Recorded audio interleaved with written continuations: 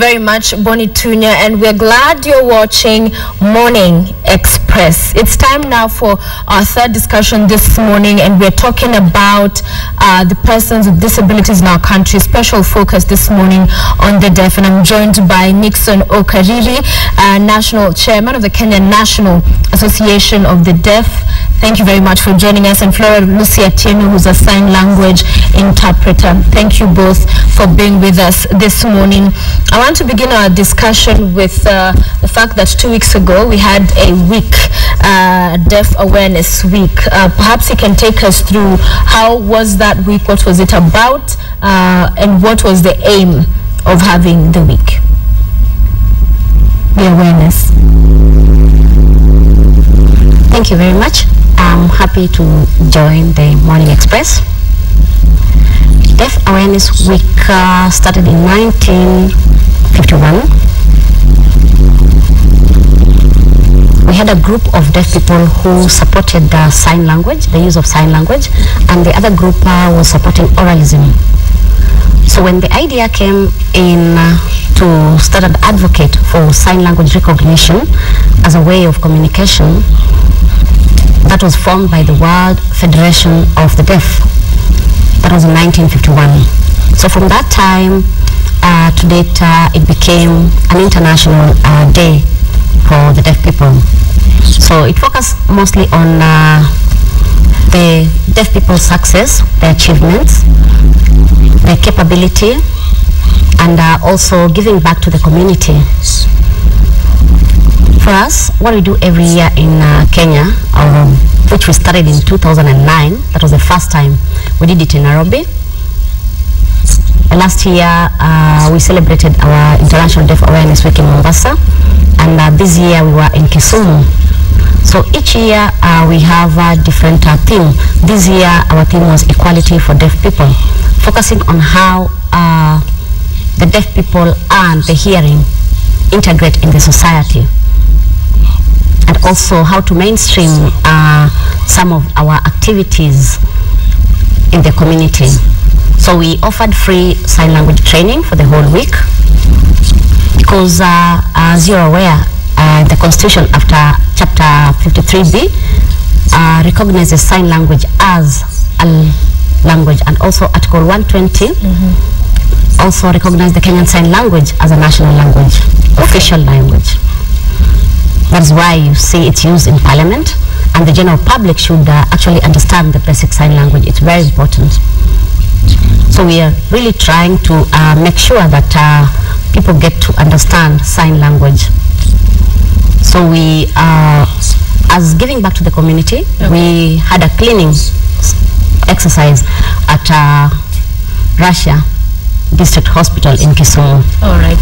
And this will help actually the community to understand the deaf people. And also we had other activities amongst that, training the deaf people on the UN Convention on the Rights of Persons with Disabilities. All right. Let me jump in then. He talked about the successes and the achievements of the deaf people. Can you very quickly and briefly take us through some of those achievements, some of the successes he mentioned that you were able to highlight during that Awareness Week?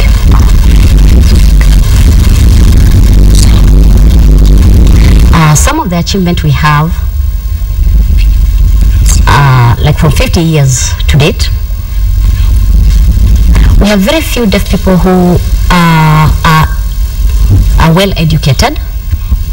We have some deaf people who have finished the university up to the PhD level, as we are talking. So this is a major achievement. And also having sign language recognized in our constitution. This is our effort. Initially we didn't have that. Now you can even see like in Parliament they recognize that, and we have a inset of a sign language interpreter. In our and recently KTN. Yeah, recently we were happy to watch news for the first time in Kenya in sign language. All right. So that was very wonderful. And the deaf people really commended you for that. All right. Thank you, KTN. All right, let's get now to the challenges. And you talked about also one of the things that happens in this awareness, and it's an important issue to discuss at this point, the integrating of deaf people into society and how they're accommodated. What are the challenges that continue to surround that? The challenges we face now is the attitude. Most people really don't understand the deaf. When you look at a deaf person, you will not notice his or her disability because the disability is hidden. Exactly. So it's invisible. But when he or she starts signing, so some people would get surprised. So many people don't want to employ deaf people because of the communication barrier, because they feel like it's expensive. When I employ a deaf person, it will mean I will need to have a sign language interpreter or something, you know. So it's become a challenge. And even in the political participation, you'll find out that most persons who are nominated were the physically disabled, but deaf persons were not nominated. We were only lucky to have one lady in Migori who was nominated, but in other areas we didn't get that position because of the, you know, the hidden disability and the notion that the deaf people are not educated, and also very few teachers know sign language, so it is very difficult for us to go through the education system. So those who go through the university, they went there through hardship, and it's very challenging for the deaf people. And also how to actually change the public view, public perspective. It's very important because as the way you look at a deaf person, we can do anything just like any other person. The only thing is we can't hear the sound, but our brain is perfect. It's perfect. Yes. And I tell him, I like that he's saying that they can do anything. They're just like any other normal human being. There's nothing wrong. They have the capacity. They can do anything. And the society and everybody else that actually needs to come to that realization. So in his opinion, what needs to be done? He's told us about the challenges. He's talked to us about the achievements, and they're amazing and laudable. But going forward, these challenges must be surmountable. We cannot say they're insurmountable. So what can be done? Society, what's their role? What's the government's role? And the other groups, family, churches, schools, what's the role for each and every of these groups to ensure that the deaf are more accommodated and are really part of our society in every way?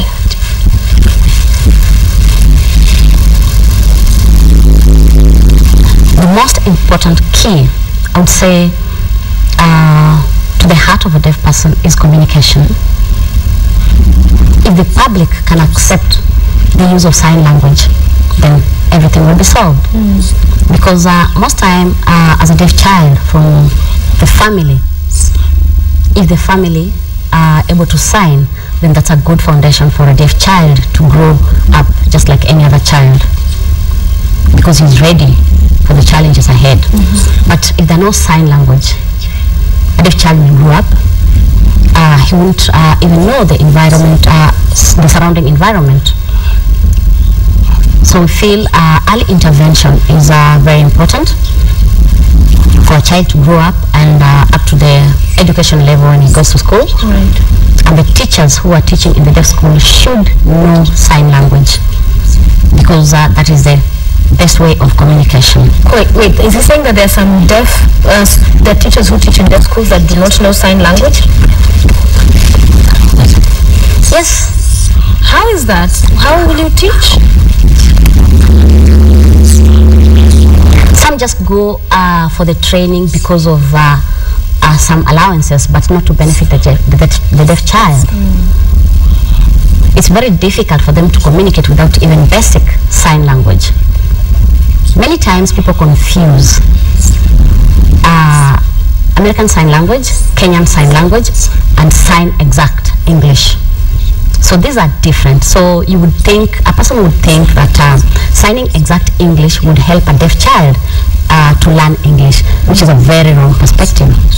You have to know Kenyan Sign Language as a foundation, as a mother tongue, before you get to learn other languages. So deaf can learn any language through sign language. And what is the role of the government? Maybe you can tell us, what does the government need to do? Because we have the ministry that is in charge of the persons with disabilities. What role do we see them playing to ensure that these people in our society are included and not marginalized?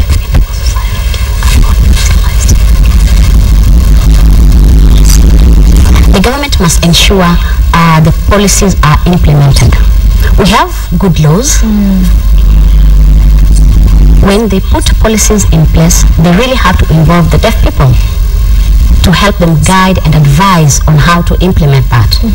Because sometimes they assume, but they don't do it in a right way. So they create more confusion in the system. For example, in the deaf system, in the deaf education, if we have a serious person, or I would say a serious deaf person being employed to be responsible for that docket, then we are very sure our deaf people will get far. So the government must make sure that a deaf person is always involved and always there to advise on a way forward based on the experience they have, so they can do everything right. Is there a country, he would say, in the world that has managed to capture and accommodate and include the deaf people very well, and that you look out to and Kenya could learn from going forward?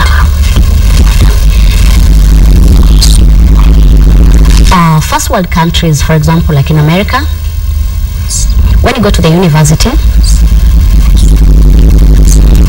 the lecturers will know that you are deaf, and you'll get a sign language interpreter because they have the laws that sets that.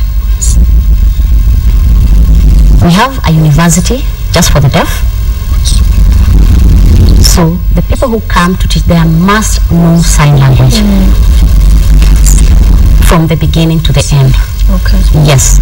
So if they have their laws in place and they follow the laws strictly, so I believe if we do that, like for example accessibility, like for example today here in Kenya we got so many challenges with the media people.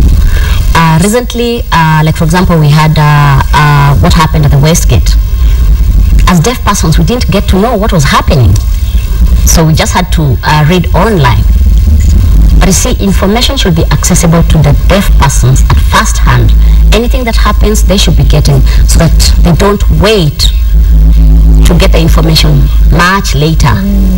Like in 2001, I was in America, so there was a plane crash. I was in my room,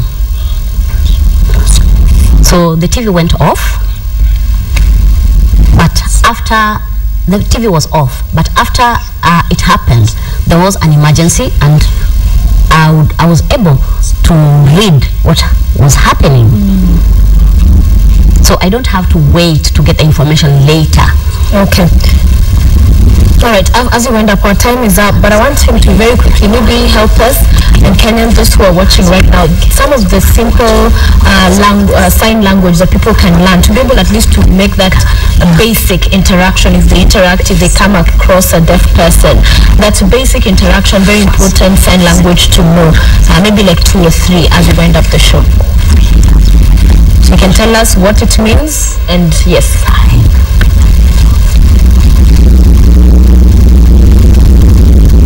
When you meet a deaf person, okay, you'd say hi. So hi, let's take it slowly. Hi. Okay, so that is hi when you meet a deaf person. Okay. Who are you? What is your name? How do you do that? Your name? Who are you? What is your name? What is your name? Okay, that is what is your name. How are you? How are you? Yeah? Yes. You know you need to only so how are you? Are you? So how are you? Yeah, very nice. And also you can finger spell your name. So let's spell Sophia.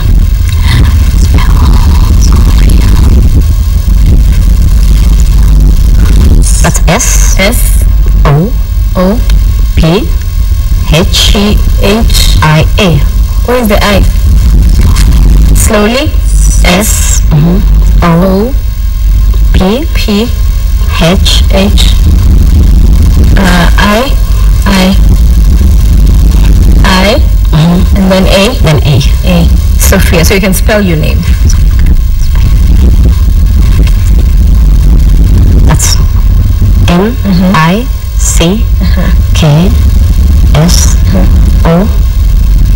Okay.